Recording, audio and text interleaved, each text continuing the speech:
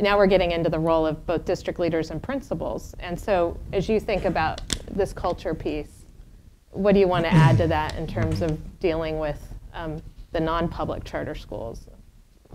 Well, I worked in Chicago for 4 years as a consultant, Chicago Public Schools, and I went up to, I think it was the 3rd floor at that time, their district office, which was in a huge warehouse.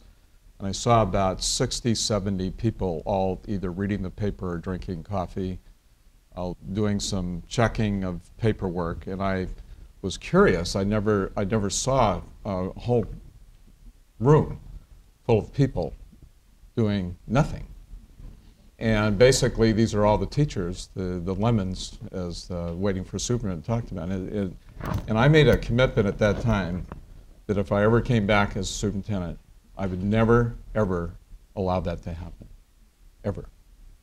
And I won't get into, because it's confidential, but when we came there, we started working with every principal, because there was some practices with evaluation that I found were not up to standard. People missing valuations for years, and we started from scratch. Now, to be fair, I want to say that 98% of the teachers that I've worked with want to do a good job. 2% shouldn't be in the profession, and Frank McKinley has moved on those 2%. The other group of people, it's a matter of very much like we just heard, the continuum they're on and the support they need. And that's not a popular thing to go to foundations to talk about. You can go to a charter, I can get funding for charter schools, I can get funding for other things, or starting our own charter. But I'm saying this to you all so you can listen to this need. It's not a big thing, or it's not something that people say, yes, that's a great idea, you should do it, but teacher professional development, and I would say go beyond that, teachers' transformation into becoming the kind of teacher they want to be are going to be our biggest challenge.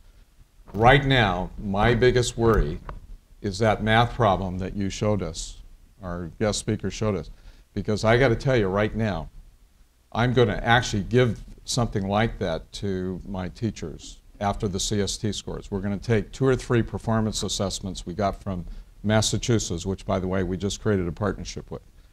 And they're giving us a lot of their stuff. They're about 3 years ahead of California on developing materials and examples and rubrics. We're going to give all of our teachers 2 problems to work at their school to solve, to get them ready for the kind of learning that's going to be. Because it is going to change what our classrooms are going to be like. We can't organize schools like we organize them the way they are now. We have to have fewer transitions between elementary, middle school, and high school. We have to have teachers stay with groups of kids for longer periods of time in cohorts. We need parents to be with those cohorts. We need to follow kids all the way to the first year of college. And we've done that in Frank McKinley through the College Connection Academy. Took a group of 7th graders 5 years ago. We now have 300 of them, and we're taking them all the way through Evergreen Valley College for their AA degree. All of us together. And from help from A-Learn and from Silicon Valley Education Foundation and other grantees, we've been able to create a structure for that. So the challenge is we got these pocket programs that work well. We got pockets of teacher development that's working well. How do you do it for 600 teachers and 10,000 kids? That's our challenge. That's what Texas and Massachusetts, they've thought of system-wide implementation. We just have enough resources to grab 300 kids and do the right thing for them. What is it going to take 10,000 kids and take them through the first year of college? Because that's what it's going to take. We got to stop thinking that we just drop the kids at 8th grade. It's the high school's problem. Drop the kids at 12th grade, and we hope they're going to be okay in college. They're not okay. Our Hispanic kids that get to 4-year school are dropping out their sophomore year. So we got to really. That's why I was so impressed with our keynote speakers today. We've got to take a look at things from a different angle. We've got to really identify the problem. In San Jose right now, on a weekend, you go in the libraries, and you see very few Hispanic students or adults. They're all Asian in East San Jose. We now take a bus in 2 of our pocket areas, and we have a bus available every month to grab our parents and kids that want to go to the library, and it's 6-8 blocks away. Mm-hmm. Because they can't, it's not in their priority to do things like that. So it's not that they don't love their children and they don't care. They desperately care. They just don't know how to do it. Linda, do you want to jump in and talk about your program and how it, and I want to just kind of open it up to Mike and Elizabeth as well. Alexa was kind enough to mention the work we do in academic youth development. A large strand of work for us over the last 3 years has been working with districts in 9 states to help them move through the phases of enactment of the Common Core. In our experience, for a variety of reasons that are not intended to disparage what's going on in the state, California has actually moved generally much more slowly than a number of states. So we've worked in Indiana over 3 years.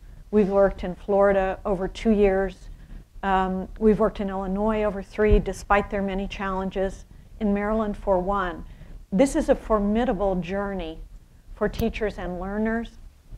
It's a formidable journey for administrators. And I'm sometimes comfort myself late at night, unable to sleep, thinking about the challenges that lie ahead, with remembering a time in the 50s when if you ask someone about the notion of delivering fresh food to his or her family on a daily basis, delicious, nutritious meals that could be cooked, they would say, what would it look like if I did that? And then a woman arrived on the stage, the international stage. She was over 6 feet tall. She looked like a stork. She squawked, she sputtered, she dropped the chicken. But she said, you can do it, it's not that hard. So what is my point? When we went into Indiana, educators were beside themselves with panic because they said the Common Core is so different from the Indiana standards. And our teacher effectiveness measures, which don't show the wisdom of the Aspire schools, my hats are off to you, are predominantly about student scores on the current standards. What will happen to us if we move to the Common Core? And we said, we will help you. It takes several years to make this process work. It's going to require changes at several levels. They're not all about what you have to do. Some of them are about what you have to permit your students to do.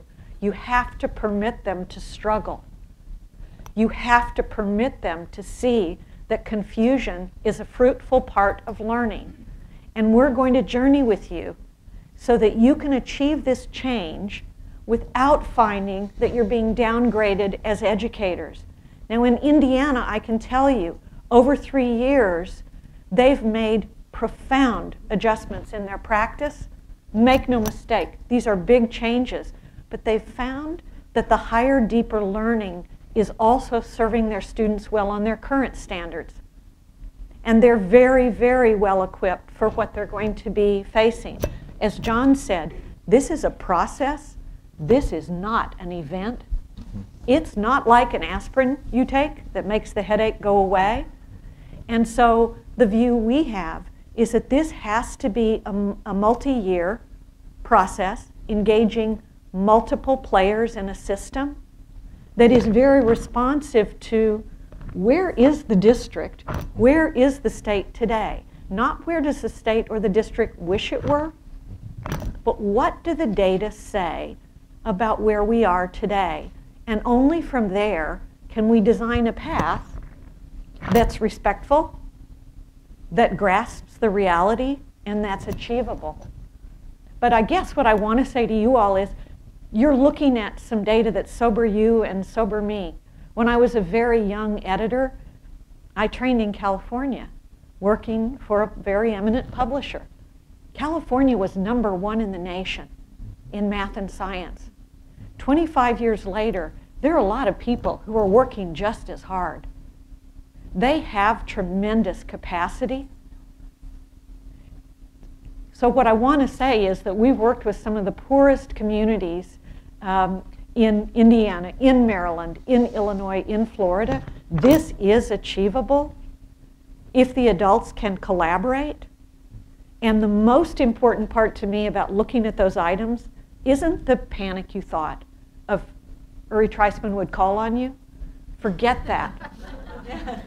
It's establishing a bright, clear vision of what would it look like if we did this, and how do we design back to where we are. As we talk about all the issues of mindset, as we talk about structures, these things are critical. But absent of a precise vision of what would it look like, what kinds of problems could our students solve, these things will not be enough. It's the vision, it's the specificity about what our children, whether they're little ones or bigger than we are and resisting us, what will they know and be able to do? What will it look like for them every day, in every class, and out of class? Great, thank you. Mike, I want to give you a comment before I turn to Elizabeth. I was just thinking, and I've looked at the Farrington Lit Review that Ed distilled for us, and one of the mindsets that I'm not a researcher, but I would submit that an important mindset is for kids is to be able to create a vision of a successful future, to understand what that looks like. And I find that with a lot of my kids, when they go off, they've been in this very supportive, nurturing environment, culture where we do focus on growth and improvement, and then they go out and they struggle. And how do we get them to be able to transfer those skills and habits and that mindset that we're cultivating? And it's fragile, and it's too fragile. So how do we shore that up? And I think one of the things is we start earlier, which we're trying to do, being K-12. But I also think that just practicing creating that vision of the future, and really with that level of specificity and trying to understand what success means to students, to themselves as individuals. And then also I want to go back to what I said before. Take that exact same thing and transfer it to adults, because the notion that when we're talking about the way kids learn and the way adults learn, and those two things are separate, or how we should address problems that are as big and seemingly intractable as this, if we're treating humans differently than other humans, that the bottom line is that we, like, educators need the same kind of cultivation and support, and they need to be challenged in the same way in order to be motivated, and they need to be able to believe that, like, I can cook this meal. I wish that, like, cooking the meal and, you know, trying to do this kind of instruction, I feel like one is a little bit more challenging than the other, but maybe that's a product of my mindset, right? So I think that that's important to consider. Great. I had a couple other thoughts, but I'll let you ask. I'm going to thank you. I mean, I think you're on a roll, and those are really important thoughts. I do want to be mindful. We have some final concluding remarks, but before we end the panel, I want to go back to Elizabeth. And Elizabeth, you had the chance to hear Eduardo and Dr. Treisman talk and hear the panelists. And as everyone's driving home today, if you had one or two things you as a student thought was the most important thing that they should be reflecting on as they left today, what are the things you've heard that you think really matter to students like you in terms of being successful?